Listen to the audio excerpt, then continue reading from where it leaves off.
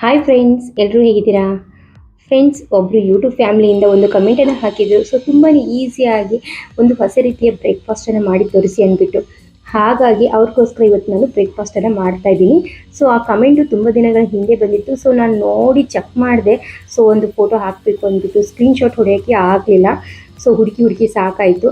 ಹಾಗಾಗಿ ಸೊ ಅವ್ರಿಗೋಸ್ಕರ ಈ ವಿಡಿಯೋನ ನಾನು ಇವತ್ತು ಮಾಡ್ತಾ ಇದ್ದೀನಿ. ಇವತ್ತು ಹೂಕೋಸಲಿಂದ ಒಂದು ತುಂಬಾ ಸಿಂಪಲ್ಲಾಗಿ ಹಾಗೆ ತುಂಬಾ ಟೇಸ್ಟಿಯಾಗಿರುವಂಥ ಡಾಬಾ ಸ್ಟೈಲಲ್ಲಿ ಒಂದು ಟಿಫಿನ್ ರೆಸಿಪಿನ ಇವತ್ತು ಮಾಡಿ ತೋರಿಸ್ತಾ ಇದ್ದೀನಿ. ಸ್ವಲ್ಪ ವಿಡಿಯೋ ಲೆಂತ್ ಆಗುತ್ತೆ. ಸೊ ಮಿಸ್ ಮಾಡ್ದೇನೆ ವಿಡಿಯೋನ ಪೂರ್ತಿ ನೋಡಿ. ಖಂಡಿತ ನಿಮಗೆ ಈ ವಿಡಿಯೋ ಇಷ್ಟ ಆಗುತ್ತೆ ಫ್ರೆಂಡ್ಸ್. ಹೂಕೋಸು ಅಂತೂ ಈಗಂತೂ ತುಂಬ ಚೆನ್ನಾಗಿ ಬರ್ತಾ ಇದ್ದಾವೆ. ಸೊ ಹೂಕೋಸು ನೋಡ್ತಾ ಇದ್ರೇ ಗೋಬಿ ನೆನಪಾಗುತ್ತೆ ಎಲ್ರಿಗೂ. ಆದರೆ ಗೋಬಿಗಿಂತ ಈ ರೀತಿ ಹೆಲ್ದಿಯಾಗಿರುವಂಥ ಬ್ರೇಕ್ಫಾಸ್ಟನ್ನು ನೀವು ಮನೆಯಲ್ಲಿ ರೆಡಿ ಮಾಡ್ಬೋದು ಫ್ರೆಂಡ್ಸ್.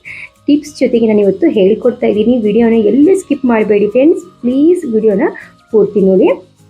ಹೂಕೋಸನ್ನು ನೀವು ತರುವಾಗಲೇ ಸ್ವಲ್ಪ ನೋಡಿಬಿಟ್ಟು ತೊಗೊಂಡು ಬನ್ನಿ, ಯಾಕಂದರೆ ಹುಳ ಜಾಸ್ತಿ ಇರುತ್ತೆ. ಹುಳ ಇಲ್ಲಿ ಇರುವಂಥ ಹೂಕೋಸನ್ನು ನೋಡಿಬಿಟ್ಟು ತೊಗೊಂಡು ಬನ್ನಿ.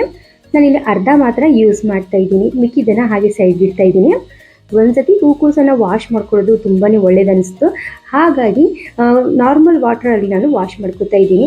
ಏನಾದರೂ ಹುಳ ನಿಮಗೆ ಕಣ್ಣಿಗೆ ತಂದರೆ ನೀವು ಇದನ್ನು ಒಂದು ಸ್ವಲ್ಪ ಉಗುರು ಬೆಚ್ಚಗಿರುವಂಥ ನೀರಲ್ಲಿ 2ರಿಂದ 3 ಸತಿ ವಾಶ್ ಮಾಡಿಕೊಂಡು ಒಂದು ಕಾಟನ್ ಬಟ್ಟೆಯಿಂದ ಒರೆಸ್ಕೋಬೇಕು. ನಾನು ಕೂಡ ಇಲ್ಲಿ ಒಂದು ಕಾಟನ್ ಬಟ್ಟೆಯಿಂದ ಚೆನ್ನಾಗಿ ಒರೆಸ್ಕೊಂಡ್ಬಿಟ್ಟು ಈಗ ಇದನ್ನು ತುರಿತಾ ಇದ್ದೀನಿ. ಆದಷ್ಟು ನುಣ್ಣಗೆ ತುರ್ಕೊಳ್ಳಿ. ಚಿಕ್ಕದಾಗಿರುವಂಥ ತುರಿ ಮನೆ ಇರುತ್ತೆ ನೋಡಿ, ಅದರಿಂದ ತುರ್ಕೋದ್ರಿಂದ ತುಂಬ ಚೆನ್ನಾಗಿ ನುಣ್ಣಗೆ ಆಗುತ್ತೆ. ನೋಡಿ ಈ ರೀತಿ ಆಯ್ತು. ಇಲ್ಲಿ ಕೈಯಲ್ಲಿ ಹಿಡಿತಾ ಇದ್ರೆ ಸ್ವಲ್ಪ ರವೆ ಥರ ಅನ್ನಿಸ್ತಾ ಇತ್ತು. ನಂತರ ಇದಕ್ಕೆ ನಾನು ಇಲ್ಲಿ ಅರ್ಧ ಚಮಚದಷ್ಟು ಉಪ್ಪನ್ನು ಸೇರಿಸ್ತಾ ಇದ್ದೀನಿ. ಉಪ್ಪನ್ನು ಹಾಕಿ ಸ್ವಲ್ಪ ಮಿಕ್ಸ್ ಮಾಡಿಕೊಂಡು ನಂತರ ಇದನ್ನು ನೀವು ಒಂದು ಕಾಟನ್ ಬಟ್ಟೆಯಲ್ಲಿ ಸೇರಿಸ್ಕೋಬೇಕು. ಈ ರೀತಿ ಯಾಕಪ್ಪ ಮಾಡಬೇಕು ಅಂದರೆ ಅದರಲ್ಲಿ ಉಪ್ಪು ಹಾಕೋದ್ರಿಂದ ನೀರು ಬಿಡೋಕ್ಕೆ ಶುರು ಆಗುತ್ತೆ. ಅದ್ರಿಗೋಸ್ಕರ ನಾವು ಕಾಟನ್ ಬಟ್ಟೆಯಲ್ಲಿ ಈ ರೀತಿ ಹಾಕ್ಕೊಂಡು 1-2 ನಿಮಿಷ ಸೈಡ್ಗಿಟ್ರೆ ಚೆನ್ನಾಗಿ ಇದು ನೀರೆಲ್ಲ ರಿಲೀಸ್ ಆಗುತ್ತೆ. ಅದ್ರಿಗೋಸ್ಕರ ನೀರಿತ್ತಂದರೆ ನಾವು ಮಾಡ್ತಾ ಇರೋಂಥ ಬ್ರೇಕ್ಫಾಸ್ಟಲ್ಲಿ ಸ್ವಲ್ಪ ಚೆನ್ನಾಗಿ ಅನಿಸೋದಿಲ್ಲ, ಹಾಗೆ ಎಲ್ಲ ಕೆಟ್ಬಿಡುತ್ತೆ. ಅದಕ್ಕೋಸ್ಕರ ಈಗ ನಾನಿಲ್ಲಿ 2 ಕಪ್ ಆಗುವಷ್ಟು ಗೋಧಿ ಹಿಟ್ಟನ್ನು ತಗೊಂಡಿದ್ದೀನಿ. ನಂತರ ಇದಕ್ಕೆ 2 ಚಮಚದಷ್ಟು ಕಡಲೆ ಹಿಟ್ಟು, 1 ಚಮಚದಷ್ಟು ಸಣ್ಣ ರವೆಯನ್ನು ತಗೊಂಡಿದ್ದೀನಿ. ಅರ್ಧ ಚಮಚದಷ್ಟು ಓಂಕಾಳನ್ನು ಇಲ್ಲಿ ಸೇರಿಸ್ತಾ ಇದ್ದೀನಿ ಫ್ರೆಂಡ್ಸ್. ಇದೇ ಚಮಚದಿಂದ ನಾನು ಕಡಲೆ ಹಿಟ್ಟು ಮತ್ತು ರವೆಯನ್ನು ಕೂಡ ತಗೊಂಡಿದ್ದೀನಿ.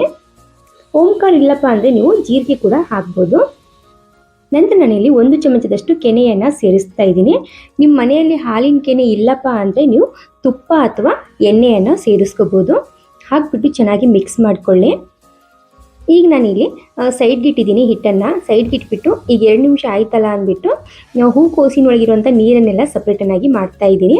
ನೋಡ್ತಾ ಇರ್ಬೋದು, ಸ್ವಲ್ಪ ಉಪ್ಪು ಹಾಕಿ 2 ನಿಮಿಷ ಬಿಟ್ಟರೆ ಸಾಕು ಎಷ್ಟು ನೀರು ಬರ್ತಾ ಇದೆ ಅಂದ್ಬಿಟ್ಟು. ಅದ್ರಿಗೋಸ್ಕರನೇ ನಾನು ಕಾಟನ್ ಬಟ್ಟೆಯಲ್ಲಿ ಹಾಕಿ ಚೆನ್ನಾಗಿ ಎಲ್ಲವನ್ನು ಹಿಂಡ್ಕೊಂಡಿದ್ದೀನಿ. ನೋಡಿ ಈ ರೀತಿಯಾಗಿ ಹಿಂಡ್ಕೋಬೇಕು. ನೀರೆಲ್ಲ ಹೋಗಬೇಕು ಫ್ರೆಂಡ್ಸ್. ನೀರಿದ್ದರೆ ನಮ್ಮ ಮಾಡ್ತಾ ಇರೋಂಥ ಬ್ರೇಕ್ಫಾಸ್ಟು ಕೆಟ್ಟುಬಿಡುತ್ತೆ. ಪ್ಲೀಸ್ ನೀರೆಲ್ಲ ಹೋಗೋವರೆಗೂ ಹಿಂಡ್ಕೊಳ್ಳಿ. ನಂತರ ಇದನ್ನು ನಾವು ಚೆನ್ನಾಗಿ ಕೈಲಿಂದನೇ ಪೌಡರ್ ರೀತಿಯಲ್ಲಿ ಮಾಡ್ಕೋಬೇಕು.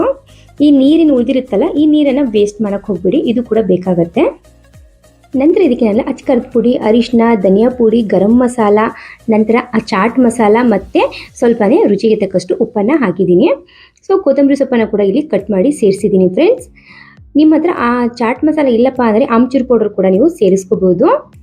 ನಂತರ ಹಸಿಮೆಣಸಿನ್ಕಾಯಿ, ಬೆಳ್ಳುಳ್ಳಿ, ಶುಂಠಿಯನ್ನು ಕೂಡ ನಾನಿಲ್ಲಿ ಸ್ವಲ್ಪ ದಪ್ಪದಾಗಿ ರುಬ್ಬಿಟ್ಟು ಸೇರಿಸ್ತಾ ಇದ್ದೀನಿ. ನೀವು ಖಾರವನ್ನು ನಿಮ್ಮ ಕ್ವಾಂಟಿಟಿ ಪ್ರಕಾರ ನೀವು ಜಾಸ್ತಿ ಕಡಿಮೆ ಮಾಡ್ಕೋಬೋದು. ಕಸ್ತೂರಿ ಮೆಥಿ ಇದ್ದರೆ ಮಾತ್ರ ಸೇರಿಸ್ಕೊಳ್ಳಿ, ಇಲ್ಲಪ್ಪ ಅಂದರೆ ನೀವು ಇದನ್ನು ಸ್ಕಿಪ್ ಮಾಡ್ಬೋದು. ಕಸ್ತೂರಿ ಮೆಥಿ ಹಾಕಲೇಬೇಕಂತೇನಿಲ್ಲ. ನಂತರ ಇದಕ್ಕೆ ನಾನಿಲ್ಲಿ ಪಾನಿಪುರಿ ಶೇವ್ ಸಿಗುತ್ತೆ ನೋಡಿ, ಆ ಶೇವನ್ನು ಇಲ್ಲಿ 1 ಮುಷ್ಟಿ ಆಗೋಷ್ಟು ಸೇರಿಸ್ತಾ ಇದ್ದೀನಿ.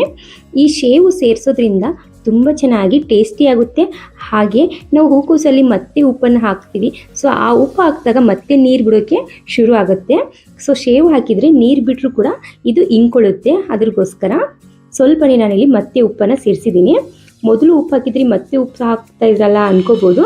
ಸೊ ಮೊದಲು ಉಪ್ಪು ಹಾಕಿದ್ವಲ್ಲ, ಆ ನೀರೆಲ್ಲ ಸಪ್ರೇಟನ್ನಾಗಿ ಮಾಡಿದ್ದೀವಲ್ಲ, ಅದಕ್ಕೋಸ್ಕರ ನಾನಲ್ಲಿ ಮತ್ತೆ ಸ್ವಲ್ಪ ಉಪ್ಪನ್ನು ಹಾಕಿದ್ದೀನಿ.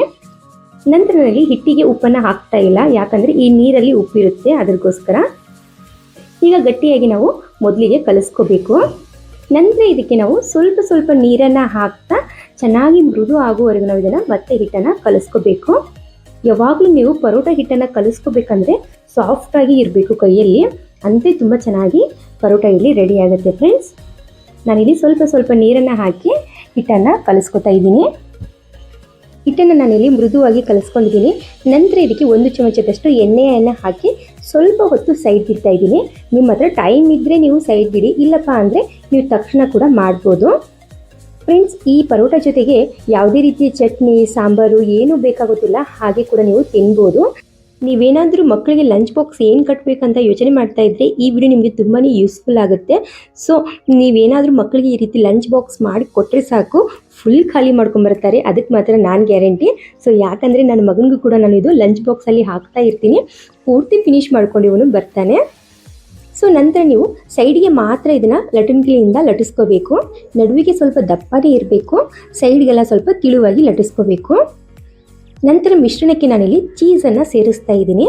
ಮನೆಯಲ್ಲಿ ಚೀಸ್ ಇದ್ದರೆ ಮಾತ್ರ ಸೇರಿಸ್ಕೊಳ್ಳಿ, ಇಲ್ಲ ಅಂದರೆ ನೀವು ಸ್ಕಿಪ್ ಮಾಡ್ಬೋದು. ಆದರೆ ಚೀಸ್ ಹಾಕೋದ್ರಿಂದ ಡಬಲ್ ರುಚಿ ಅಂತ ಹೇಳ್ಬೋದು ಫ್ರೆಂಡ್ಸ್. ಸ್ವಲ್ಪ ನಾನಿಲ್ಲಿ ಚೀಸನ್ನು ಹಾಕಿದ್ದೀನಿ. ನಿಮಗೆ ಚೀಸ್ ಜಾಸ್ತಿ ಇಷ್ಟ ಇದ್ದರೆ ಜಾಸ್ತಿ ಕೂಡ ಹಾಕೋಬೋದು. ನಾವು ಹಿಟ್ಟನ್ನು ಎಷ್ಟು ತಗೋತೀವಲ್ಲ ಅಷ್ಟೇ ಹೂರಣವನ್ನು ಕೂಡ ನಾವು ತಗೋಬೇಕು. ನಾನಿಲ್ಲಿ ಮಿಶ್ರಣವನ್ನು ಕೂಡ ಅಷ್ಟೇ ತೊಗೊಂಡಿದ್ದೀನಿ. ತೊಗೊಂಡ್ಬಿಟ್ಟು ಸೀರೆ ನೀರಿಗೆ ಎಲ್ಲ ಮಾಡ್ತೀವಿ ನೋಡಿ, ಅದೇ ರೀತಿ ನಾವು ಮಾಡ್ಕೋಬೇಕು ಫ್ರೆಂಡ್ಸ್. ನೀವೇನಾದರೂ ಫಸ್ಟ್ ಟೈಮ್ ಈ ವಿಡಿಯೋ ನೋಡ್ತಾ ಇದ್ದರೆ ಪ್ಲೀಸ್ ನನ್ನ ಚಾನಲ್ಗೆ ಸಪೋರ್ಟ್ ಮಾಡಿ, ಹಾಗೆ ನಮ್ಮ ಚಾನಲ್ನ ಸಬ್ಸ್ಕ್ರೈಬ್ ಮಾಡ್ಕೊಳ್ಳೋದನ್ನು ಮರಿಬೇಡಿ ಫ್ರೆಂಡ್ಸ್. ಹಾಗೆ ನೀವೇನಾದರೂ ಫಸ್ಟ್ ಟೈಮ್ ಈ ಪರೋಟ ಮಾಡಬೇಕು, ಟ್ರೈ ಮಾಡಬೇಕಂದ್ರೆ ನಾನು ಹೇಳಿರುವಂಥ ಪ್ರತಿಯೊಂದು ಟಿಪ್ಸನ್ನು ನೀವು ಫಾಲೋ ಮಾಡಿ. ನಾನು ಯಾವ ರೀತಿ ಮಾಡಿದ್ದೀನಲ್ಲ ಅದೇ ರೀತಿ ಮಾಡಿ, ಖಂಡಿತ ನಿಮ್ಮದು ಫಸ್ಟ್ ಟೈಮ್ ಪರೋಟ ತುಂಬ ಚೆನ್ನಾಗಿ ರೆಡಿ ಆಗುತ್ತೆ. ಕೈಲಿಂದ ಈ ರೀತಿ ಚೆನ್ನಾಗಿ ಪ್ರೆಸ್ ಮಾಡ್ಕೋಬೇಕು, ಇದು ಕೂಡ ತುಂಬಾ ಇಂಪಾರ್ಟೆಂಟು. ಯಾಕಂದರೆ ಒಳಗಡೆ ನಾವು ಮಿಶ್ರಣವೇನು ಹಾಕಿರ್ತೀವಲ್ಲ ಅದು ಎಲ್ಲ ಕಡೆಗೆ ಸ್ಪ್ರೆಡ್ ಆಗಬೇಕು. ಹಾಗಾಗಿ ಈ ರೀತಿ ಕೈಯಿಂದ ಪ್ರೆಸ್ ಮಾಡಿಕೊಂಡು ನಂತರ ಸ್ವಲ್ಪನೇ ಹಿಟ್ಟನ್ನು ಹಾಕಿ ಮತ್ತೆ ನಾವು ಸ್ಲೋಲಿ ಇದನ್ನು ಲಟಿಸ್ಕೋಬೇಕಾಗತ್ತೆ. ಈ ರೀತಿ ನಾನು ಸ್ವಲ್ಪ ಹಿಟ್ಟನ್ನು ಸ್ಪ್ರೆಡ್ ಮಾಡಿಕೊಂಡು ಸ್ವಲ್ಪನೇ ಲಟಿಸ್ಕೊತಾ ಇದ್ದೀನಿ ಸ್ಲೋಲಿಯಾಗಿ. ಮೇಲ್ಗಡೆ ಸ್ವಲ್ಪನೇ, ಒಳಗಡೆ ಹೂರಣ ಎಲ್ಲ ಕಾಣ್ತಾ ಇದ್ರೆ ಸಾಕು. ಅಂದರೆ ಜಾಸ್ತಿ ನಾವು ಲಟಿಸ್ಕೊಂಡ್ರೆ ಮತ್ತೆ ಹೂರಣ ಎಲ್ಲ ಹೊರಗೆ ಬಂದುಬಿಡುತ್ತೆ. ಈ ರೀತಿ ಮೇಲ್ಗಡೆ ಕಂಡ್ರೆ ಸಾಕು. ನಾವು ಸ್ಟಾಪ್ ಮಾಡಿಕೊಂಡು ನಂತರ ಇದನ್ನು ಚೆನ್ನಾಗಿ ಬೇಯಿಸ್ಕೋಬೇಕು. ಸೊ ನಂತರ ಇದನ್ನು ಗ್ಯಾಸನ್ನು ಮೀಡಿಯಮ್ ಫ್ಲೇಮಲ್ಲಿ ಇಟ್ಬಿಟ್ಟು ಚೆನ್ನಾಗಿ 2 ಸೈಡ್ಗೆ ನಾವು ಬಿಸಿ ಮಾಡ್ಕೋಬೇಕು. ನಿಮಗೆ ತುಪ್ಪ ಇಷ್ಟ ಇದ್ದರೆ ತುಪ್ಪ ಅಥವಾ ಬೆಣ್ಣೆ ಅಥವಾ ಎಣ್ಣೆ ನಿಮ್ಗೆ ಏನು ಬೇಕಲ್ಲ ಅದನ್ನು ಇದ್ರ ಮೇಲೆ ಸ್ಪ್ರೆಡ್ ಮಾಡಿಕೊಂಡು ಚೆನ್ನಾಗಿ ಒಂದು 5 ನಿಮಿಷ ಇದನ್ನು ನಾವು ಬೇಯಿಸ್ಕೋಬೇಕು ಫ್ರೆಂಡ್ಸ್. ಯಾವುದೇ ಕಾರಣಕ್ಕೂ ಗ್ಯಾಸನ್ನು ಹೈ ಫ್ಲೇಮಲ್ಲೇ ಇಡಬಾರ್ದು. ಸೊ ಲೋ ಫ್ಲೇಮಲ್ಲಿ ಇಡಿ, ಇಲ್ಲಪ್ಪ ಅಂದರೆ ಮೀಡಿಯಮ್ ಫ್ಲೇಮಲ್ಲಿ ಇಟ್ಬಿಟ್ಟು ಇದನ್ನು ಚೆನ್ನಾಗಿ ನೀವು ಬೇಯಿಸ್ಕೊಳ್ಳಿ. ಕಲರ್ ಮಾತ್ರ ತುಂಬ ಸಖತ್ತಾಗಿ ಬರುತ್ತೆ, ಯಾಕಂದರೆ ಇದಕ್ಕೆ ನಾವು ಕಡಲೆ ಹಿಟ್ಟು, ಹಾಲಿನ ಕೆನೆ, ರವೆ ಹಾಕಿರ್ತೀವಲ್ವ, ಅದರಲ್ಲಿಂದನೇ ಈ ಪರೋಟ ಕಲರ್ ಅಂತೂ ಸಖತ್ತಾಗಿ ಬರುತ್ತೆ ಫ್ರೆಂಡ್ಸ್. ನೀವು ನೋಡ್ತಾ ಇದ್ದರೆ ತಿನ್ನಬೇಕು ಅನಿಸುತ್ತೆ, ಮಾಡ್ತಾ ಅಷ್ಟು ಚೆನ್ನಾಗಿ ಬರುತ್ತೆ. ಸೊ ಒಂದ್ಸತಿ ಆದರೂ ನಾನು ಹೇಳಿರುವಂಥ ಪದಾರ್ಥವನ್ನು ಎಲ್ಲವನ್ನ ಹಾಕಿಬಿಟ್ಟು ಒಂದ್ಸತಿ ಟ್ರೈ ಮಾಡಿ ನೋಡಿ, ಖಂಡಿತ ನಿಮಗೆ ಇಷ್ಟ ಆಗುತ್ತೆ. ಹಾಗೆ ಈಗ ಬರ್ತಾ ಕಮೆಂಟ್ ಕೂಡ ಹಾಕ್ತಾ ಇದ್ದೀರಾ. ಸೊ ನಿಮ್ಮ ಕಮೆಂಟ್ ನೋಡ್ತಾ ಇದ್ದರೆ ಒಂದು ರೀತಿಯಲ್ಲಿ ನನಗೆ ಖುಷಿ ಆಗುತ್ತೆ. ಸೊ ನೀವು ರೆಸಿಪಿಗೂ ಕೂಡ ಕೇಳ್ತಾನೆ ಇದ್ದೀರಾ, ಅದು ಇದು ಅಂದ್ಬಿಟ್ಟು. ಸೊ ನೀವು ಕೇಳ್ತಾ ಇರೋಂಥ ಪ್ರತಿಯೊಂದು ರೆಸಿಪಿ ಕೂಡ ನಾನು ಮಾಡಿ ತೋರಿಸ್ತಾ ಇದ್ದೀನಿ ಫ್ರೆಂಡ್ಸ್. ಹಾಗೆ ಮುಂದೆ ಕೂಡ ಮಾಡ್ತೀನಿ. ಸೊ ನನ್ನ ಮಗನ ಗದ್ದಲದಲ್ಲಿ ನಾನು ಗ್ಯಾಸನ್ನು ಲೋ ಫ್ಲೇಮಲ್ಲಿ ಇಟ್ಬಿಟ್ಟೆ. ಸೊ ಗ್ಯಾಸ್ ಇಲ್ಲಿ ಆಫ್ ಆಯಿತು, ಮತ್ತೆ ಆನ್ ಮಾಡಿಬಿಟ್ಟು ನಾನಿಲ್ಲಿ ಪರೋಟವನ್ನು ಮಾಡ್ತಾ ಇದ್ದೀನಿ. ಸೊ ಇದು ಲಂಚ್ ಬಾಕ್ಸ್ಗೆ, ಬೆಳಗ್ಗೆ ಲಂಚ್ ಬಾಕ್ಸ್ಗೆ ಆಯಿತು, ಟಿಫಿನ್ಗೆ ಆಯಿತು, ಮಧ್ಯಾಹ್ನ ಊಟಕ್ಕೂ ಕೂಡ ನೀವು ಇದನ್ನು ಮಾಡ್ಕೋಬೋದು. 1 ರಿಂದ 2 ಪರೋಟ ತಿಂದರೆ ಸಾಕು, ಹೊಟ್ಟೆ ತುಂಬಿಡುತ್ತೆ. ಅಷ್ಟು ಚೆನ್ನಾಗಿ ಮತ್ತು ಅಷ್ಟು ಟೇಸ್ಟಿಯಾಗಿ ಕೂಡ ಆಗುತ್ತೆ. ಫ್ಲವರ್ ಯಾರಿಗೆಲ್ಲ ಇಷ್ಟ ಇಲ್ವೋ ಅವ್ರಿಗೆಲ್ಲರಿಗೂ ಈ ವಿಡಿಯೋನ ಕಳಿಸಿ ಒಂದ್ಸತಿ ಆದರೂ ಟ್ರೈ ಮಾಡಿ ಅಂತ ಹೇಳಿ.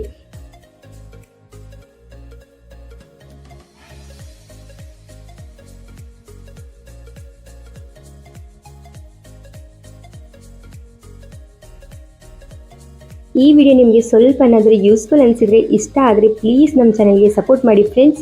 ಹಾಗೆ ಈ ವಿಡಿಯೋ ಇಷ್ಟ ಆಯ್ತು ಅನ್ಕೋತೀನಿ. ಈ ವಿಡಿಯೋ ಇಷ್ಟ ಆದರೆ ಪ್ಲೀಸ್ ಕಮೆಂಟ್ ಕೂಡ ಹಾಕೋದನ್ನು ಮರಿಬೇಡಿ. ಹಾಗೆ ನಮ್ಮ ಪರೋಟ ನೋಡ್ತಾ ಇದ್ದಂಗಂತೂ ನನಗಂತೂ ತಿನ್ನಬೇಕು ಅನ್ನಿಸ್ತಾ ಇತ್ತು, ಅಷ್ಟು ಚೆನ್ನಾಗಿ ಇಲ್ಲಿ ಪರೋಟ ರೆಡಿಯಾಗಿದೆ. ಸೊ ನೀವು ನೋಡ್ತಾ ಇರ್ಬೋದು ಒಳಗಡೆ ಮಿಶ್ರಣ ಕೂಡ ಎಲ್ಲ ಕಡೆಗೆ ಎಷ್ಟು ಚೆನ್ನಾಗಿ ಸ್ಪ್ರೆಡ್ ಆಗಿದೆ ಅಂದ್ಬಿಟ್ಟು. ಸೊ ನಾನು ಈ ವಿಡಿಯೋ ಇಲ್ಲಿಗೆ ಮುಗಿಸ್ತಾ ಇದ್ದೀನಿ. ಈ ವಿಡಿಯೋನ ನೀವು ಪೂರ್ತಿಯಾಗಿ ನೋಡಿದ್ದಕ್ಕೆ thank you so much friends.